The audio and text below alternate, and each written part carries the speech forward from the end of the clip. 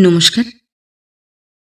গল্পসঙ্গীত গল্পের আসরে সকল শ্রোতাবন্ধুকে স্বাগত জানাই।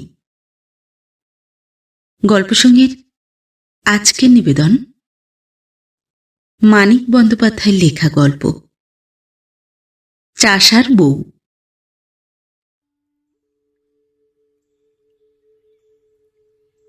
মাটি ফাটা রোদ উঠিলে কেশবতীর বুক ফাটিয়া যায়। যে মাটির নতুন খড়গুলি ঘরের চালে উঠিয়া তাকে নিবিড় ছায়া দিতেছে, এই রোদে সেই মাটি চষিতেছে তার স্বামী। হায়, কি কষ্টটাই না জানি হইতেছে তার স্বামীর। বুকটা অবশ্য একটু অতিরিক্ত ফাটল প্রবণ কেশবতীর, অল্পেই ফাটিয়া যায়। কিন্তু মাটি ফাটা রোদে নিধিরামের মাঠে কাজ করিতে যাওয়ার ব্যাপারটা তুচ্ছ নয়।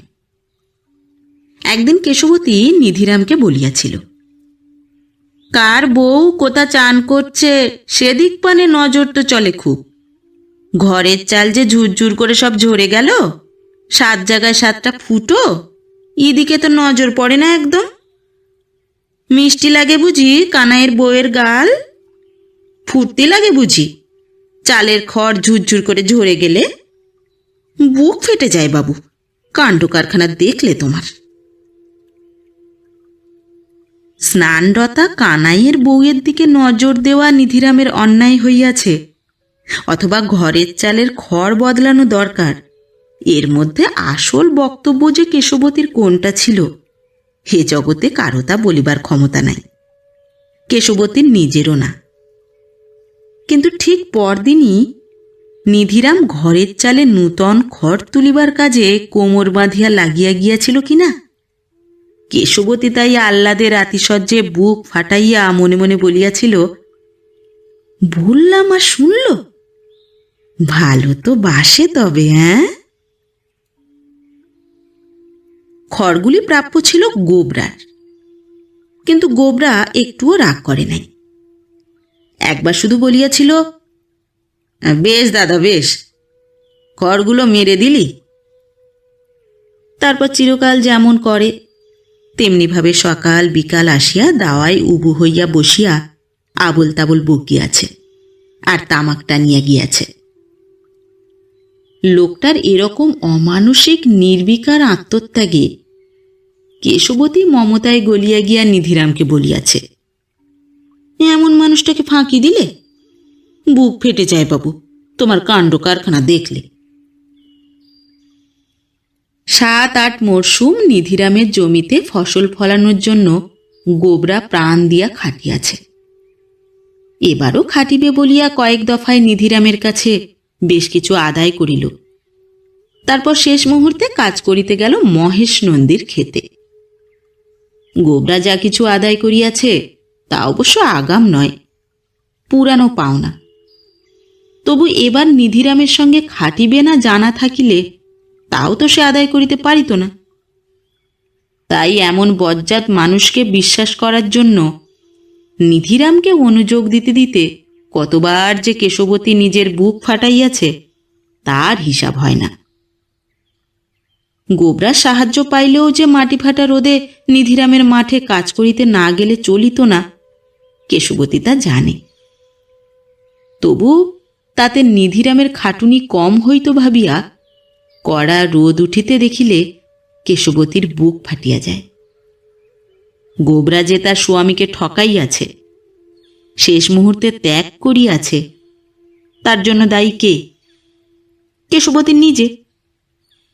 কি কুক্ষণে সে ঘরের চাল ঝুরঝুর করিয়া ঝরিয়া পড়ার জন্য নিধিরামকে অনুযোগ দিয়া বলিয়াছিল, কানাইয়ের স্নানরতা বউয়ের দিকে সে তাকায় কেন? অন্যভাবে বলিলে হয়তো জেদটা এত দূর গড়াইত না। বেলা বাড়িবার সঙ্গে রোদের তেজ বাড়িতে দেখিয়া বুকটাও কেশবতীর ফাটিয়া যাওয়ার উপক্রম করিত না। বুক ফাটিয়া যাওয়াটা কথার কথা, মুখে কয়েকবার বলিলেই ফুরাইয়া যায়। কিন্তু কয়েকদিন হইতে সত্যই কেশবতীর চাঞ্চল্য আসিয়াছে, কাজে অকাজে ছটফট করিতেছে। ছোট সংসার, লোকজন কম, কিন্তু কাজের কোনো অভাব নাই। আজ যে কাজ করিলে চলে, একেবারে না করিলেও আসিয়া যায় না, সে কাজ করিতে বাধা কিসের? কাজ দিয়া যদি মন শান্ত করা যাইত, চাষার বউয়ের জীবনে অশান্তির চিহ্নও থাকিত না। কিন্তু কাজ যে নিঃশ্বাস ফেলিয়া শ্বাস টানিয়া বাঁচিয়া থাকার মতো সহজ আর স্বাভাবিক ব্যাপার। কাজের চেয়ে বরং আলস্যে মন একটু ভালো থাকে। ঘর না লেপিয়া, বাসন না মাজিয়া, রান্না না করিয়া, জল না আনিয়া চুপচাপ শুইয়া থাকিবার মধ্যে যে একটা দারুণ অস্বস্তি বোধ আর কষ্ট আছে, সেটা অনেকটা নেশার মতো মনের অন্য অশান্তিকে দাবাইয়া রাখে। এবার যেন কিছুই কেশবতীর কাজে লাগিতেছে না, না আলস্য, না অকাজ। নিধিরামের বোনের ছেলেটাকে কাঁদাইয়া শান্ত করার মতো অকাজেও যখন মন বসিল না, তখন কেশবতীর নিজেরই কান্না আসিতে লাগিল। ছেলে মেয়ের মন ভুলানোর চেষ্টার চেয়ে নিজের মন ভুলানোর বড় ওষুধ চাষার বউ আর কিছু তো জানে না। নিজের ছেলেটাকে কাঁদাইয়া দেখিতে হইত কি হয়। মা হইয়া তাই কি কেউ পারে? তার রোগা প্যাঁটকা ছেলে, তার 7 রাজার ধন, বাঁচিয়া যদি থাকে তাই ঢের। 60 ওকে কি ফেলিয়া দিয়া কাঁদানো যায়? নিধিরামের বোনের ছেলেটার মতো কপালটা ফুলিয়া উঠিলে ওর কেন তা সহ্য হইবে? উঠানে খেলা করিতেছে, করুক। ঘরের পিছনে সূর্য ওঠে। সকালে উঠান জুড়িয়া ছায়া ছিল, রোদ সরিয়া আসিয়া আসিয়া ছায়াকে ধীরে ধীরে গ্রাস করিতেছে। দাওয়ার নিচে উঠানের কয়েক হাত স্থানে এখন শুধু ছায়া, খানিক পরে তাও থাকিবে না। সমস্ত উঠান রোদে খাঁ খাঁ করিতে থাকিবে। তারপর রোদ উঠিয়া আসিবে দাওয়ায়। তারও পরে ঘরের দরজা দিয়া কিছুক্ষণের জন্য ভিতরে ঢুকিতেও ছাড়িবে না। কিন্তু শেষ বেলার সেই নিস্তেজ রোদ পৃথিবী জুড়িয়া একটু থাকিলেই বাকি, ঘরে ঢুকিলেই বাকি। তাতে শুধু পৃথিবী উজ্জ্বল হইবে, আর ঘরের মধ্যে কেশবতীর টিনের বাক্সের নূতন টেপা তালাটা চকচক করিবে। 14 পয়সা দাম তালাটার। রূপোর মতো কি যেন জিনিস দিয়া গড়া, গিলটি রূপা বোধ হয়।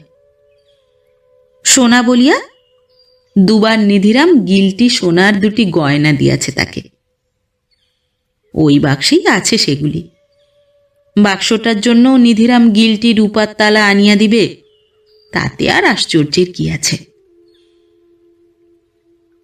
নিধিরাম আজ সকাল সকাল ফিরিয়া আসিল, দুপুর শুরু হইবার আগেই।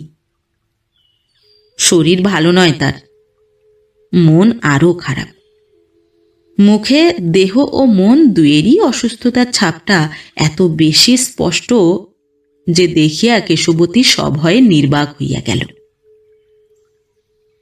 একদিন প্রায় এই রকম মুখ করিয়া বাড়ি ফেরার কথা বলিয়া দরদ দেখাইতে গিয়া কেশবতী গালে একটা চড় খাইয়াছিল। কথা বলার চেয়ে নীরবে পাখার বাতাস করিয়া দরদ দেখানোই সবচেয়ে নিরাপদ। বলার যদি কিছু থাকে নিধিরাম নিজেই বলিবে, না বলিয়া থাকিতে পারিবে কেন? পাখার জোর বাতাসে স্বামীর ঘামে ভিজা শরীরটা ধীরে ধীরে শুকাইয়া উঠিতেছে।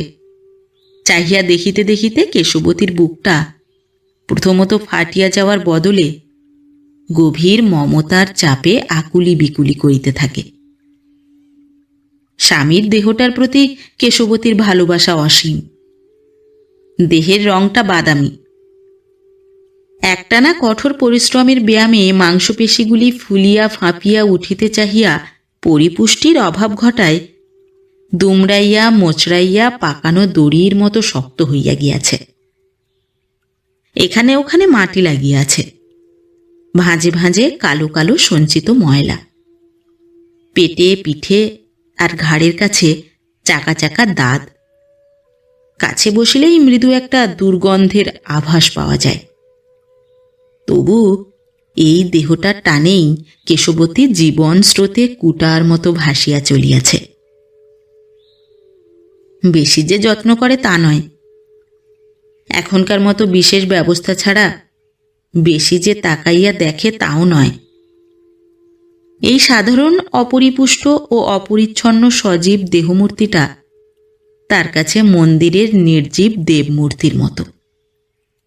মন্দিরের দেবতাকে সময় সময় ধোয়া কাপড় নিংড়ানোর মতো মনটা নিংড়াইয়া ভক্তি দিলেও যেমন স্বাদ মেটে না, সময় সময় তেমনি ঘরের এই মানুষটার জন্য বুকের ভালোবাসার উথলাইয়া ওঠায় ফাঁপড় ফাঁপড় লাগিলেও আফসোস থাকিয়া যায়। শুনছ, এবার এই সর্বনাশ। বউয়ের প্রশ্নের অপেক্ষা করিতে করিতে ধৈর্য হারাইয়া নিধিরাম বলে, সে কি গো, সর্বনাশ? নন্দীমশাই, সদরে নালিশ জুড়বে কাল, কাল বাদে তামাদি কি না? মহেশ নন্দী শেষ পর্যন্ত নালিশ করিয়া সর্বনাশ করিয়া ছাড়িবে, এই আশঙ্কাটা পুরাতন। এতদিনে ঝাঁজটা কমিয়া আসা উচিত ছিল, কিন্তু আগামীকালই মহেশ নন্দীর নালিশ জুড়িবে এ সংবাদে কেশবতীর দমটাই যেন আটকাইয়া গেল। আটকানো দমটা ফোঁস করিয়া ফেলিয়া স্বামীর কথার ধাক্কায় হাত হইতে পড়িয়া যাওয়া পাখাটা তুলিয়া ধীরে ধীরে নাড়িতে নাড়িতে কেশবতী সাগ্রহে জিজ্ঞাসা করিল, তামাদি কি গো? কিসের তামাদি কাল? প্রশ্ন শুনিয়া নিধিরাম রাগিয়া আগুন হইয়া বলিল, যা তুই সামনে থেকে, এদিকে সব বোনাস হচ্ছে। ওর মাথা ব্যথা উঠল তামাদি নিয়ে। তামাদি তোর বাপের ছেড়াদ্দ। বড় খারাপ মেজাজ নিধিরামের, বড় কড়া তার কথা। কেশবতী জোরে জোরে পাখা করিতে লাগিল। এই মাটি ফাটা রোদে এত খাটিয়া আসিয়াছে মানুষটা, মাথা একটু গরম হইবে বই কি, সেজন্য রাগ করা উচিত নয়। পাখার বাতাসে নয়, তামাক সাজিয়া দেওয়ার পর নিধিরামের মেজাজ ঠান্ডা হইয়া গেল। আপনা হইতেই সে আবার কথা আরম্ভ করিল কেশবতীর সঙ্গে। তামাদির মানেটাও বুঝাইয়া দিল, খানিকটা নিজের ভাষা ভাষা ধারণা হইতে, খানিকটা আন্দাজে। কেশবতী গালে হাত দিয়া বলিল, উমা, কাল যদি না মামলা করে সব ভেস্তে যাবে, কিচ্ছুটি পাবে না, একটি পয়সা নয়। এক মুখ ধোঁয়া ছাড়িয়া নিধিরাম জোর দিয়া বলিল, একটি আধলা নয়। এমন একটা মজার ব্যাপার লইয়া অন্য সময় অনেকক্ষণ নাড়াচাড়া করা যাইত, এখন কেশবতীও উৎসাহ পাইল না।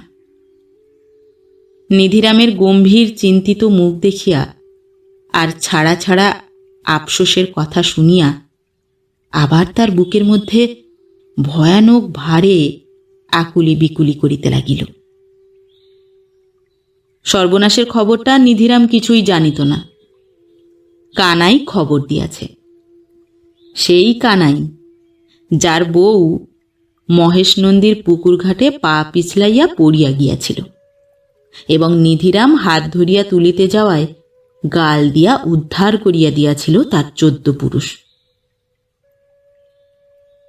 এতটুকু আভাস না দিয়া দেনা পাওনা মিটাইবার জন্য একবার একটা তাগিদ পর্যন্ত না করিয়া মহেশ নন্দী যে চুপি চুপি তার সর্বনাশের ফন্দি আঁটিবে, যে মহেশ নন্দী এতকাল তাকে এত খাতির করিয়া আসিয়াছে, এও নিধিরামের অদেষ্ট। কেশবতী কি বলে? অদেষ্ট নয়।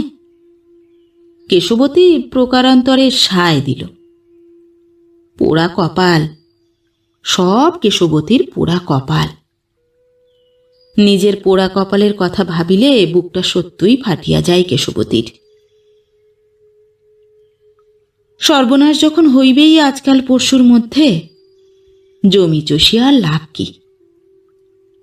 নিধিরাম চিৎপাত হইয়া শুইয়া পড়িতে চায়, কিন্তু মাথার উপরে ভগবান যখন আছেন, ঠিক কোথায় আছেন? মাথার উপরে নতুন খড় বিছানো ঘরের চালায়, অথবা তারও উপরে সূর্যালোকিত নীল আকাশে? কেশবতীর তা জানা না থাকিলেও ভগবান যখন আছেন, একটা কিছু উপায় তিনিই করিয়া দিবেন। এইসব বলিয়া স্নানাহার করাইয়া কেশবতী স্বামীকে মাঠে পাঠাইয়া দিয়া দাওয়ায় পা ছড়াইয়া কাঁদিতে আরম্ভ করে, আর একচোখা ভগবানকে অভিশাপ দেয়।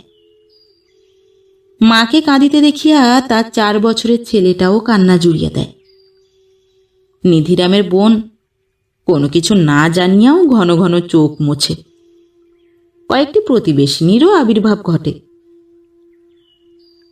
কাঠের মিস্ত্রি অভয়ের বউয়ের কাঁখে কলসি দেখিয়া হঠাৎ একদম শান্ত হইয়া কেশবতী বলে, একটু দাঁড়া দিদি, আমিও যাব ঘাটে।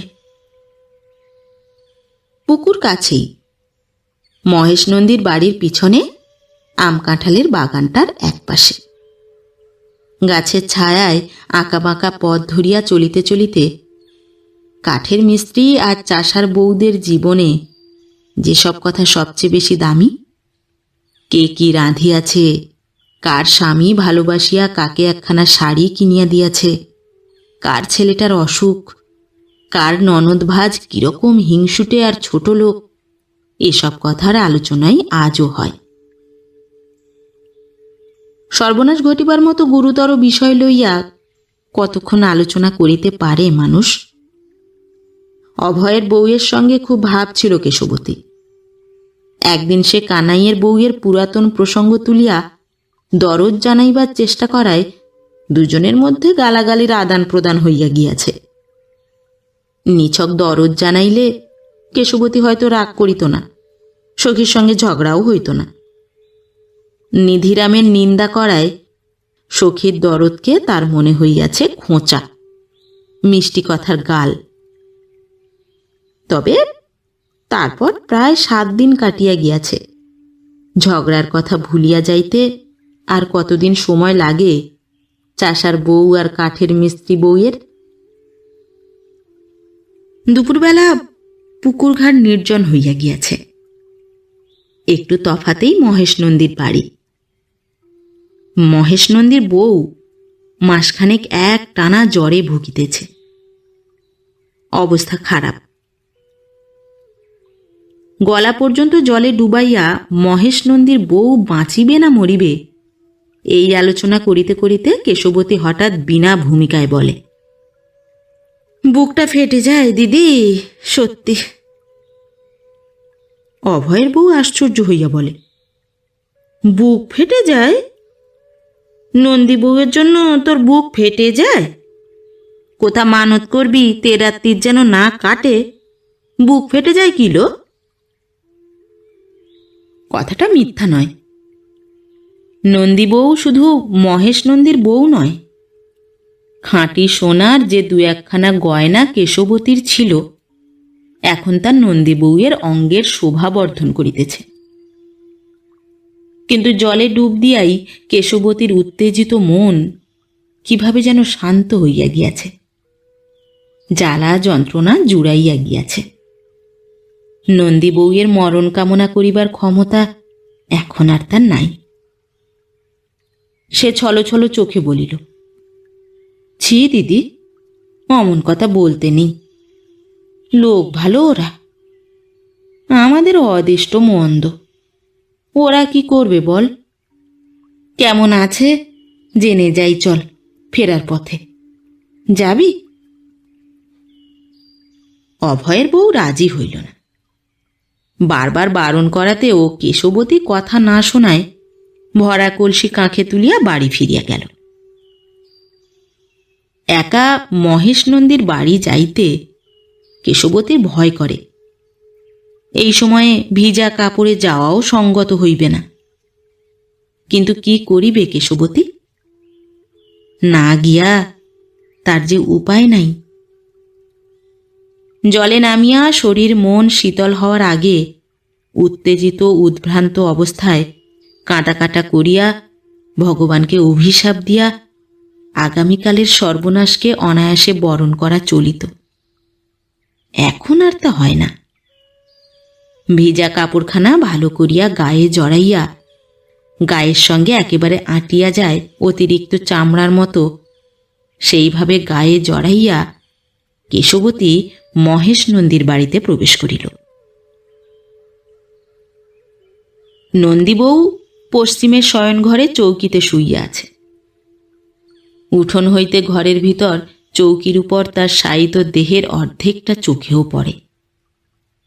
কেশবতী সে ঘরে না গিয়া দক্ষিণের ঘরের ওপাশে ছোট ঘরখানার ভেজানো দরজা ঠেলিয়া ভিতরে দুপা আগাইয়া থমকিয়া দাঁড়াইয়া পড়িল। মহেশ নন্দী মেঝেতে বিছানো পাটির উপর চিত হইয়া চোখ বুজিয়া পড়িয়া আছে। দেহটি তৈলাক্ত ও মসৃণ। ঘুমাইয়া পড়িয়াছে নাকি? ঘরে তামাকের মিঠে করা গন্ধ। মেঝেতে নামাইয়া রাখা কলিকা হইতে এখনো অল্প অল্প ধোঁয়া উঠিতেছে। কেশবতীর বুকের মধ্যে ঢিপ ঢিপ করিতেছিল। আরও এক পা সামনে আগাইয়া আকস্মিক লজ্জার ভঙ্গিতে সংকুচিত হইয়া সে বলিল, ও মা। মহেশনন্দী চোখ মেলিয়া উঠিয়া বসিল। কেশবতীর গলা প্রায় বন্ধ হইয়া গিয়াছিল। কোনো মতে বলিল, পুটুর মাকে দেখতে এসেছি। খাঁদা বললে আপনি নাকি সদরে গেছেন, তাইতে ভাবলাম। মহেশনন্দী বলিল, কাল সকালে যাব সদর। পুটুর মা ওই ঘরে। কেশবতী তার অচেনা নয়, অদেখাও নয়। ভিজা কাপড়েও কয়েকবার সে তাকে দেখিয়াছে, তবে দুপুরবেলা নিজের ঘরের ভিতরে নয়, আম কাঁঠালের বাগানে। একটু অবাক হইয়াই সে কেশবতীকে দেখিতে লাগিল। কেশবতী নড়ে না, ঠায় দাঁড়িয়ে থাকে। তার ভিজা কাপড়ের জল দুই পা বাহিয়া মেঝেতে গড়াইয়া পড়িতে থাকে। মহেশনন্দী স্পষ্ট দেখিতে পায় গাল বাহিয়াও জল গড়াইয়া পড়িতেছে। চুলের জল নয়, চোখের। কিছু বলবে আমাকে? সেদিন বাগানে আমায় কি বলছিলেন আপনি? শুনতে পাইনি ভালো। বাগানে কেশবতী সেদিন মহেশ নন্দীর কথা পরিষ্কার শুনিতেও পাইয়াছিল, শুনিয়া অশ্রাব্য গালও দিয়াছিল মহেশ নন্দীকে। কিন্তু সে 4-5 মাস আগের কথা, ভুলিয়া যাওয়া চলে। মহেশ নন্দী উদাসভাবে বলে, আসতে বলেছিলাম। আসব? মহেশনন্দী আরও উদাসভাবে বলিল, এসো, একটু রাত করে এসো। আজকে নয়, কাল দুপুরে আসব, এমনি সময়। ঘাড় নাড়িয়া সায় দিয়া মহেশনন্দী শুইয়া পড়িল। কেশবতী কাতরভাবে বলিল, ঘরকে থাকবেন? কোথাও যাবেন না? না, যাব না, এসো বলিয়া মহেশনন্দী চোখ বুজিল। তার বড় ঘুম পাইয়াছিল। নন্দীবউ কেমন আছে না জানিয়াই কেশবতী বাড়ি ফিরিল। এত বেলা হইয়াছে, পেটে কিছু পড়ে নাই। সেই জন্যই বোধহয় মাথার মধ্যে ঝিমঝিম করিতেছিল, অথবা মাটি ফাটা রোদে উপযাচিকা সাজিয়া অনভ্যস্ত দিবাভিসারের অভিনয় করার জন্য। কেশবতী ঠিক বুঝিতে পারে না। আগাগোড়া ব্যাপারটা তার কাছে বড় গোলমেলে মনে হয়। একেবারে ঘরের মধ্যে ঢুকিয়া 4-5 মাসের পুরনো নিমন্ত্রণটা স্মরণ করাইয়া দিয়া নিজে হইতে আত্মনিবেদন করিলে পুরুষ মানুষ এই রকম করে নাকি? চোখ মেলিয়া একবার উঠিয়া বসিয়া ভাষা ভাষা দু একটা কথা বলিয়া আবার চিত হইয়া শুইয়া চোখ বোঝে। কেশবতীর অদৃষ্ট ভালো, লোকটা হাতটাত ধরিবার চেষ্টা করে নাই। তবু ওরকম একটু চেষ্টা করিলেই যেন ভালো ছিল।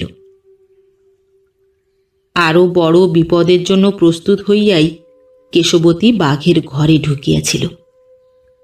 যেভাবে হোক আগামীকালের লোভ দেখাইয়া বাঘকে শান্ত করিয়া সে পালাইয়া আসিতই আসিত।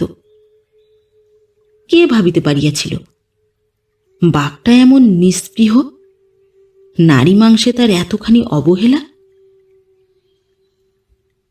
শুকনো করকরে ভাতে জল ঢালিয়া খাইয়া উঠিয়া কেশবতী শুইয়া পড়ে। ছেলেটা এই ফাঁকে কোথায় যেন খেলিতে চলিয়া গিয়াছে। যাক, যেখানে খুশি যাক, রোদে যেন লক্ষ্মী ছাড়ার উলঙ্গ দেহ ফোস্কা পড়িয়া যায়। ছেলের কথা ভাবিবার সময় কেশবতীর নাই। কত ভাবনা তার, কত দায়িত্ব। মহেশ নন্দীকে, একটা জোয়ান মর্দ পরপুরুষকে সে একটা দিনের জন্য গ্রামে আটকাইয়া রাখিতেছে। তার সদরে যাওয়া বাতিল করিয়া, তামাদের মামলা রুজু করা বাতিল করিয়া। নিজেকে কেবল ভিজা কাপড়ে লোকটার সম্মুখে একটু সময়ের জন্য দাঁড় করাইতে হইয়াছে, আর বলিতে হইয়াছে, ঘরে থেকো, কাল দুপুরে আসব। লোকটা কাল সদরে যাইবে না, নালিশ করিবে না। আশায় আশায় সারাটা দিন ঘরে বসিয়া থাকিবে। থাকিতে না পারিয়া হয়তো মাঝে মাঝে খিড়কির দরজা দিয়া আম কাঁঠালের বাগানের আঁকা বাঁকা সরু পথটার দিকে চাহিবে, যত দূর চোখ যায়। হয়তো ভাবিবে, কি হইল, কেন আসে না কেশবতী? ভিজা কাপড় জড়ানো দেহটা যার অমন সুন্দর, শহরের বাবুদের মেয়েদেরও যেমন হয় না। যত বেলা পড়িয়া আসিবে ততই হতাশ হইয়া সে ছটফট করিবে। সন্ধ্যার সময় হয়তো কোনো ছলে কাহাকেও খবর লইতে পাঠাইবে, কেন গেল না কেশবতী। হয়তো নিজেই আসিবে। যেই আসুক, প্রাণ ভরিয়া কেশবতী যদি তাকে একচোট গাল না দেয়। না, গাল দিবে না, বরং সুযোগ পাইলে বলিয়া দিবে, দুপুরবেলা যাইতে পারে নাই। কেমন করিয়া যাইবে? চারিদিকে কত লোকজন। রাত্রে নিশ্চয়ই যাইবে, একটু বেশি রাত্রে। আবার তার প্রত্যাশায় মাঝরাত্রি পর্যন্ত লোকটা আকুলি বিকুলি করিবে। তৈল মসৃণ মাংসলো দেহটা লইয়া একবার নিচে নামিবে, ঘরের বাহিরে গিয়া পথের দিকে চাহিয়া বসিয়া থাকিবে। আমবাগানের পথের দিকে নয়, সদরের ধুলা ভরা চওড়া মেটে রাস্তায়। রাত্রিবেলা আমবাগানের অন্ধকার পথ ধরিয়া কেশবতীর যাইতে যে ভয় করিবে, এটুকু বুঝিবার মতো বুদ্ধি লোকটার নিশ্চয়ই আছে। তারপর মাঝরাত্রি পার হইয়া গেলেই সে যখন যাইবে না, তখন একেবারে হতাশ হইয়া লোকটা শয্যায় একেবারে এলাইয়া পড়িবে। মনের দুঃখে হয়তো কাঁদিয়াও ফেলিবে। জোর করিয়া চোখের পাতা টানিয়া খুলিয়া রাখিবার চেষ্টা করিতে করিতে কেশবতী নিঃশ্বাস ফেলিয়া বলে, আহা, 60। দিনের বেলাটা এই ধরনের চিন্তাতে কাটিয়া গেল। কেবল শুইয়া থাকিয়া নয়, কাজে অকাজে ব্যাপৃত থাকিয়া। দিনের বেলায় কেশবতীর কল্পনা খোলে ভালো, রাত্রির অন্ধকারে মনের খেলা তেমন জমে না। রাত্রিটা তার নিজের নয়, ছেলের, নিধিরামের আর ঘুমের। ঘুমের মধ্যে যেসব স্বপ্ন দেখে সেগুলি প্রায় সবই ভয়ঙ্কর। কয়েকদিন আগে একটা হাতি গ্রামে আসিয়াছিল। রাখালবাবুদের বাড়ির কাছে একটা বড় গাছের নিচে পায়ে শিকল দিয়া হাতিটাকে বাঁধিয়া রাখা হইয়াছিল 3 দিন। তারপর কোথায় যেন লইয়া যাওয়া হইয়াছে। আজকাল এই হাতির স্বপ্নই বেশি দেখে কেশবতী। তার নিজের পায়ে শিকল বাঁধা, সে মাটিতে পড়িয়া আছে, আর তার বুকের উপর 4 পা তুলিয়া দাঁড়াইয়া সুর দিয়া গাছের ডাল ছেঁড়ার মতো হাতিটা তার খোঁপা ছিঁড়িয়া লইতেছে। বুকটা ফাটিয়া যাইতেছে কেশবতীর।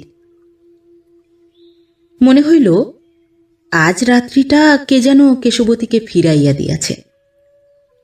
ছেলে আর নিধিরাম আর ঘুমের দেবতা, কারো আজ দয়ার সীমা নাই। ছেলে একটু কাঁদিল, নিধিরাম একটু বক বক করিল, তারপর দুজনেই ঘুমাইয়া পড়িল। ঘুম রেহাই দিল শুধু কেশবতীকে। দিনের বেলা কল্পনার নিচে চাপা ছিল, এখন স্বামী পুত্রের পাশে শুইয়া দারুণ একটা দুশ্চিন্তায় সে এপাশ ওপাশ করিতে লাগিল। তার জন্য বাড়িতে না থাকিয়া মহেশনন্দী যদি কাল সদরে চলিয়া যায়। যে ভাবটা মহেশনন্দী আজ দেখাইয়াছে, তাতে কি আশা করা চলে সদরে এমন দরকারি কাজ থাকিতেও তারই প্রতীক্ষায় বাড়িতে বসিয়া থাকিবে? ধীরে ধীরে কেশবতী মহেশনন্দীর নিস্পৃহ ভাবের মানে বুঝিতে পারে, তার অবহেলার কারণের হদিশ পায়। জানিত কাল সে বাড়িতে থাকিবে না, সদরে তামাদির মামলা রুজু করিতে যাইবে, তাই সে আগ্রহ দেখায় নাই। হয়তো কেশবতী একদিন তাকে যে মন্দ কথা বলিয়াছিল, তার একটু প্রতিশোধ গ্রহণের ইচ্ছাও মহেশনন্দীর আছে। কেশবতী গিয়া ঘুরিয়া আসিবে। সদর হইতে ফিরিয়া মহেশনন্দী জিজ্ঞাসা করিয়া জানিয়া লইবে সে গিয়াছিল কিনা। জানিয়া লইয়া পরম তৃপ্তি অনুভব করিবে। তাই বটে, নতুবা দিনের বেলা নিজের বাড়িতে পরের বউ অভিসারে আসিবে, এ ব্যবস্থায় কেউ রাজি হয়? বদনামের ভয় নাই? হায়, মহেশনন্দীকে ঠকাইতে গিয়া সে নিজেই যে ঠকিয়া আসিল। বড় কষ্ট হয় কেশবতীর। গরমে রুদ্ধ ঘরের মধ্যে তার ফাঁপড় ফাঁপড় লাগে। প্রতিশোধ তো নেওয়া হইয়াছে, আবার কেন? তার সোনার গয়না দেনার দায়ে কাড়িয়া লইয়াছে মহেশনন্দী, এখনো রাগ কেন? বাগানে তার গাল খাওয়ার 2-3 মাস আগেই অবশ্য গয়না সে বেদখল করিয়াছিল। তখনও অবশ্য তার খেয়াল হয় নাই যে কেশবতীর দিকে একদিন তার মন টানিবে।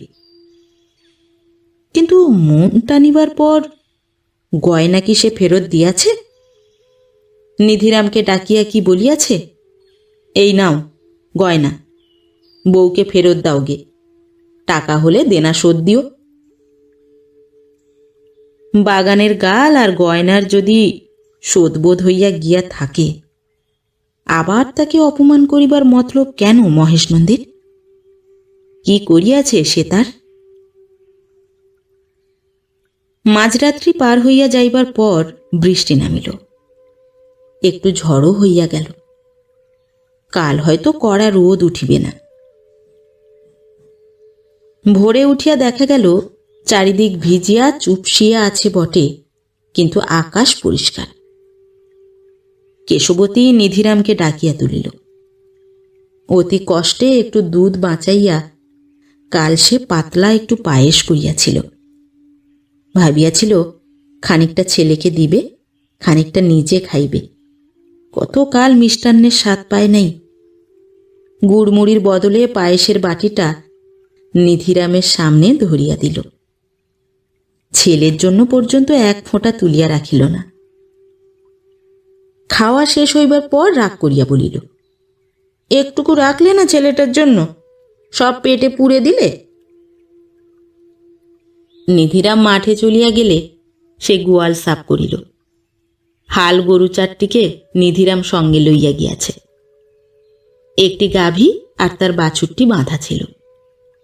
রাত্রের সামান্য ঝড় বাদলে ভাঙাচোরা গোয়ালের অবস্থা দেখিয়া কেশবতীর চোখে জল আসিল।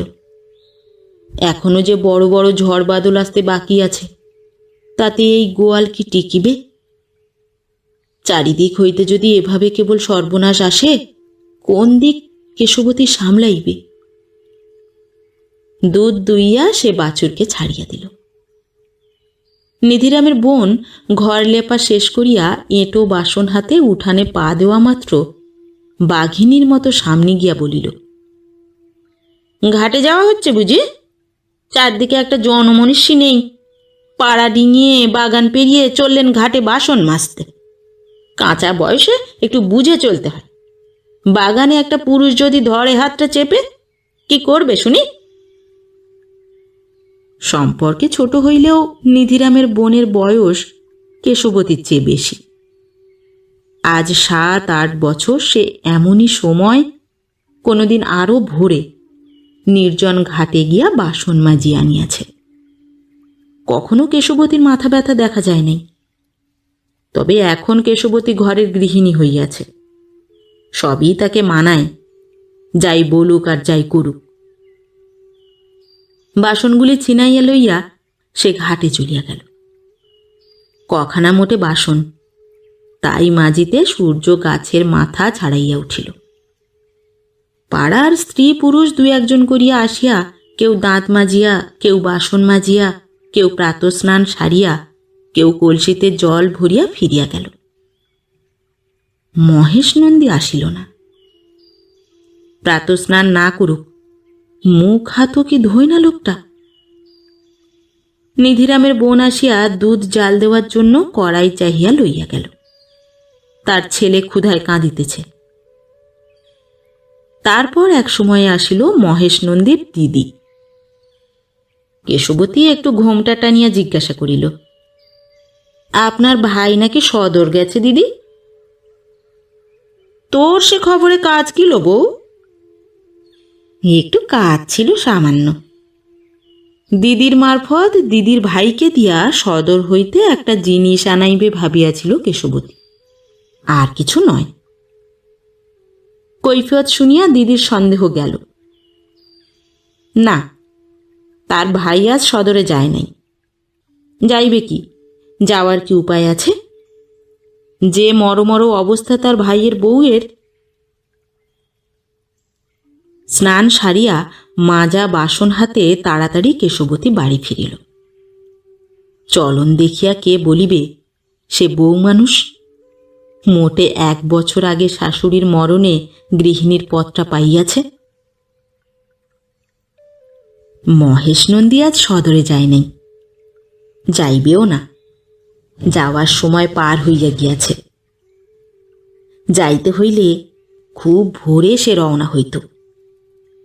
ঘুম ভাঙিয়া কেশবতী যখন দরজা খুলিয়া ঘরের বাহিরে আসিয়া দাঁড়াইয়াছিল, সেই সময় পায়ে জোর পায় কেশবতী, বুকে বল পায়। আর সর্বনাশের ভয় নাই। আজ বাদে সব তামাদি। মহেশ নন্দীর সমস্ত পাওনা ভ্যাস্তাইয়া যাইবে। একটি পয়সাও সে পাইবে না, একটি আধলাও নয়। তবে মনে বড় কষ্ট পাইবে লোকটা। এ ক্ষতি মহেশ নন্দীর পক্ষে কিছুই নয় বটে, তবু এত সব পাওনা ফসকাইয়া গেলে মানুষের দুঃখ হয় বইকি। শুধু কি তাই, তার প্রতীক্ষায় দুপুরটা কাটাইবার পর সে যখন যাইবে না, তখনও বড় আঘাত লাগিবে বেচারির মনে। ক্রমে ক্রমে বেলা পড়িয়া আসিল। এমন ঝাঁঝ হইল রোদের যে কে বলিবে। কাল রাত্রেই ঝড় বৃষ্টিতে পৃথিবী শীতল হইয়াছিল, কিন্তু মাটি ফাটা রোদ উঠিতে দেখার চেয়ে মহেশ নন্দীর সমস্ত পাওনা তামাদি হওয়ার দুঃখ আর দুপুরবেলা লোকটার ব্যর্থ প্রতীক্ষার ব্যথা মনে করিয়াই যেন কেশবতীর বুকটা ফাটিয়া যাইতে লাগিল বেশি। কি অদৃষ্ট মানুষটার! এদিকে বউটা পর্যন্ত মরিতে বসিয়াছে। নিধিরাম আসিয়া ভাত খাইয়া চলিয়া গেল। আর একবার স্নান করিতে ইচ্ছা হইতেছিল কেশবতীর। কিন্তু মহেশ নন্দীর বাড়ির অত কাছে যে পুকুর, এ সময় কি সেখানে যাওয়া যায়? মহেশ নন্দী কিরকম ব্যাকুল হইয়া তার পথ চাহিয়া আছে, যদি হঠাৎ তাই দেখিয়া আসিবার প্রবল ইচ্ছা জাগে, আর সেই ইচ্ছা কেশবতী দমন করিতে না পারে? ওরকম ইচ্ছা না হয় নাই জাগিল, যদি একবার যে কোনো কারণে, যে কোনো রকমে মহেশ নন্দীর সেই আড়াল করা ঘরখানায় সে গিয়া হাজির হয়, কি হইবে তখন? অদম্য ইচ্ছা না জাগিলেও কেন এবং কিভাবে সে মহেশ নন্দীর ঘরের মধ্যে গিয়া পড়িবে সেটা জানে না। যদি গিয়া পড়ে তখন কি হইবে, এই শুধু তার সমস্যা, ভয়াবহ ও মর্মান্তিক। একটু শুইল কেশবতী, খানিক পরে উঠিয়া পড়িল। একটা মানুষ পথ চাহিয়া ছটফট করিতেছে, এ কি মানুষ সহ্য করিতে পারে? যাই থাক কপালে, একবার কেশবতী যাইবে সেই ঘরে, মহেশ নন্দীর পায়ে ধরিয়া কাঁদিবে, বলিয়া আসিবে তার কথা ভাবিয়া রাত্রে তার ঘুম হয় না, কাজে মন বসে না, কেবল হু হু করে মনটা, আর চোখে জল আসে, তার বুক ফাটিয়া যায়। অত কথা বলতে না পারুক, যেভাবে হোক মোটামুটি তার গভীর দরদের কথাটা জানাইয়া দিয়া চলিয়া আসিবে। মহেশ নন্দীর কাছে যাইতে তার ভয়ই বা কিসে? কাল সে যায় নাই ভিজা কাপড়ে, কাল কি হইয়াছিল তার? মহেশ নন্দী ভালো করিয়া চাহিয়াও দেখে নাই। অমন শান্ত ও নির্বিকার মানুষটা কি একদিনে গুন্ডায় পরিণত হইয়া যাইতে পারে? পাড়া ডিঙাইয়া আম কাঁঠালের বাগান পার হইয়া কেশবতী মহেশ নন্দীর বাড়িতে ঢুকিল। আজ আর উঠান পার হইয়া আড়ালের ঘরখানায় যাওয়ার সাহস কেশবতীর হইল না। পূবের ঘরের পিছন দিয়া ঘুরিয়া আসিয়া এ ঘরের ভেজানো দরজা খুলিয়াই ভিতরে ঢুকিয়া পড়িল। কোথায় মহেশ নন্দী? ঘর যে খালি, কেউ কারো প্রতীক্ষায় এখানে ছটফট করিতেছে না। ধীরে ধীরে কেশবতী বাহির হইয়া আসিল, দু চোখ তার জলে ভরিয়া গিয়াছে।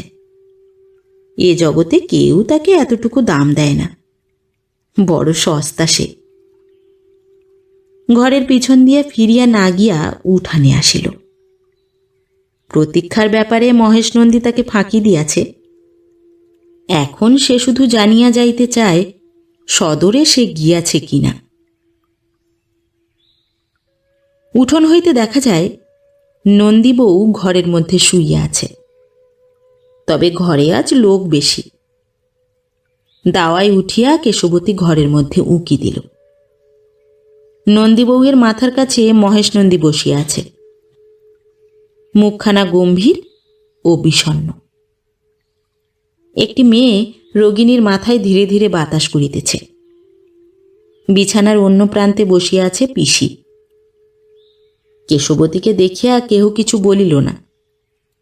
কারো ঘরে মরণাপন্ন কেহ থাকিলে অবসর মতো পাড়ার বৌঝি এভাবে উঁকি মারিয়া দেখিয়া যায়, চৌকাঠ ধরিয়া খানিকক্ষণ দাঁড়াইয়া থাকে, তারপর আপনা হইতেই চলিয়া যায়। সেজন্য কারো ব্যস্ত হবার দরকার হয় না। মহেশ নন্দী একবার চোখ তুলিয়া চাহিয়া দেখিল মাত্র। পিসি কাছে উঠে আসিয়া ফিসফিস করিয়া বলিল, তুই কি লবু?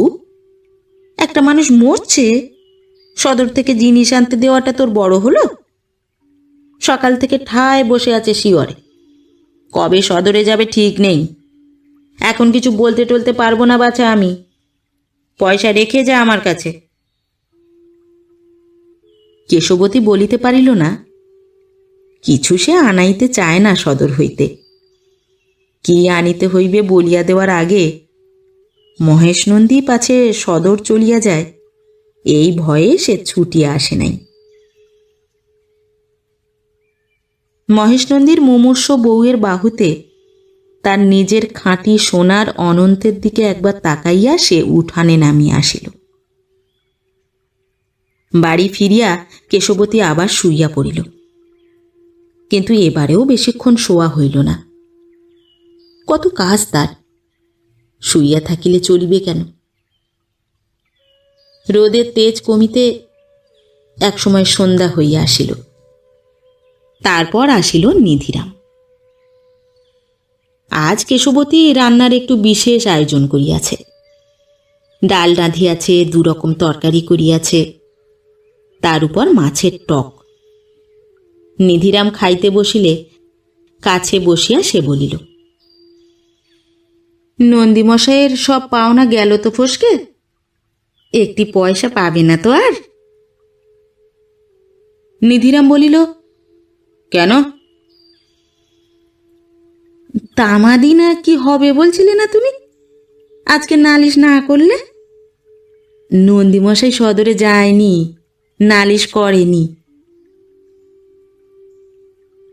ক্ষুধার্ত নিধিরাম মস্ত একটা ভাতের গ্রাস মুখে তুলিতেছিল। হাত নামাইয়া বাঁ হাতে ঘাড় চুলকাইতে চুলকাইতে বউয়ের অজ্ঞতায় একটু হাসিল।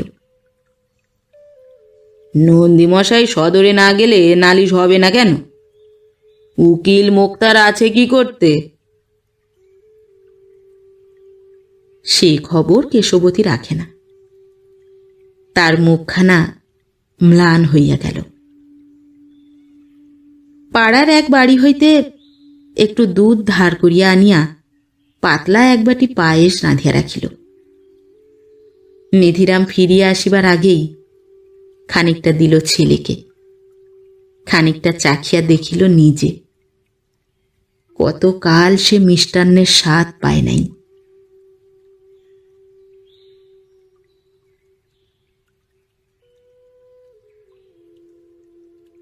নমস্কার। নতুন একটি গল্প নিয়ে খুব শিগগির ফিরে আসছি। ততক্ষণ সবাই ভালো থাকবেন, সুস্থ থাকবেন। গল্প পাঠ কেমন লাগলো অবশ্যই কমেন্ট করে জানাবেন, এবং ভিন্ন ভিন্ন স্বাদের অডিও স্টোরি শোনার জন্য অবশ্যই চ্যানেলটি সাবস্ক্রাইব করবেন। ধন্যবাদ।